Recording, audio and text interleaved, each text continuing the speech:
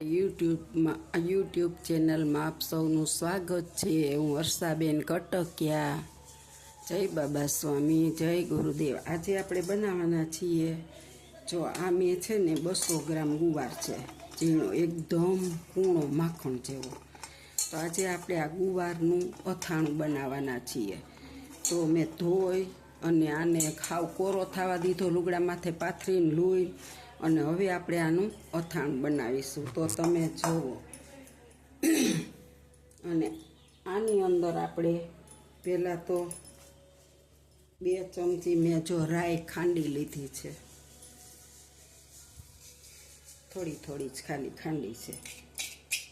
આ તો મોટી ચમચી સ્ટીલની હોય ને 2 ચમચી જ છે, અને એ આપણે અંદર નાખી દીધી। અને હવે આપણે એમાં આપણને જેટલું ખારું ભાવે ને એટલું મીઠું નાખીશું। અને તમારી પાસે જો ખાટું પાણી ન હોય તો તમે 1-1.5 લીંબુ જેટલું ખાટું ભાવે એટલું નાખી શકો, પણ મારી આગળ ખાટું પાણી છે એટલે હું ખાટા પાણીનો ઉપયોગ કરું છું। અને હવે આપણે એમાં થોડીક હળદર પણ નાખીશું।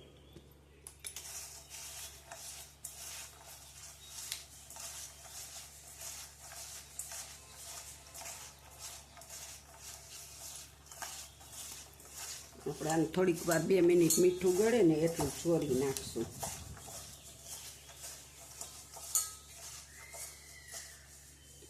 આપણે આને ચોર્યું અને મીઠું આપણું ગળી ગયું છે પોણા ભાગનું। અને હવે આપણે છે ને આને એક આચાર બરણીમાં ભરી લઈશું। અને આજે આપણે બનાવ્યું અને કાલેથી ખાવાનું, સાંજે આપણે બપોરે બનાવ્યું હોય તો સાંજે પણ ખાઈ શકીએ। અને જો તમારે ખાટા અથાણાની અંદર ગુવાર નાખવો હોય તો ખાટા પાણીમાં 1 દી પલાળી અને થોડોક કોરો કરીને પછી જે તમે આખા વર્ષનું ખાટું અથાણું બનાવો ને એમાં એવો ગુવાર અસલ કૂણો નાખી શકો।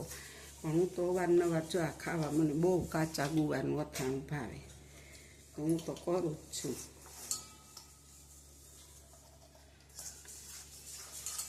જો આવી રીતે તમે અથાણું બનાવજો, એકદમ ઝીણી સીંગું હોય ને, હું તો 10-12 સીંગું હોય ને તોય વાટકીમાં અથાણું બનાવું મારા હાટું, પણ એમાં હું નાખું હળદર, મીઠું ને લીંબુ, ત્યારે હું રાઈ ન નાખું, પણ તોય એટલું મસ્ત લાગે એ અથાણું આપણને। હવે આપણે આ રાઈના કુરિયા અંદર નાખી દઈશું।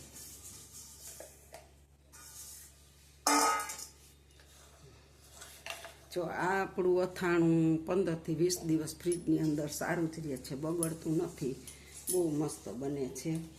જો તમને આ અથાણાની રેસીપી સારી લાગી હોય તો લાઈક કરજો, શેર કરજો, બેલ લાઈક બટન દબાવવાનું ભૂલતા નહીં। અને તેલ વગરનું અથાણું છે એટલે આપણને મજા આવે ને જો રાઈ અનુકૂળ ન આવે ને તો હળદર, મીઠું ને લીંબુ આ 3 જ વસ્તુમાં ચોળી અને ભરી લ્યો ને તો અઠવાડિયા સુધી મસ્ત લાગે અથાણું। તો જો અમારી રેસીપી કેવી લાગી, સારી લાગી હોય તો લાઈક કરજો, શેર કરજો, બેલ લાઈક બટન દબાવવાનું ભૂલતા નહીં। આવજો। જય બાબા સ્વામી, જય ગુરુદેવ।